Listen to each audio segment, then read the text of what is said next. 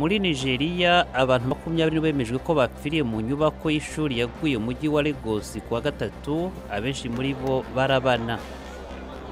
Muri Nijeriya ho abaturage bakomeje gukora imyigaragambyo mu murwa mukuru mu gihe Perezida Bapfiriye ashaka kwiyongeza igihe cyo kuyobora igihugu.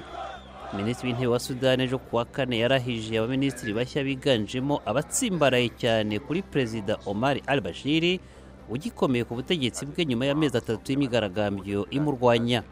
Umuyobozi w'inteko nkuru ya ONU ku bibazo by'ibidukikije avuga ko iyo nteko ifata imyanzuro ikaze mu gihe cyo gusoza inama yayo ibera i Nairobi muri Kenya.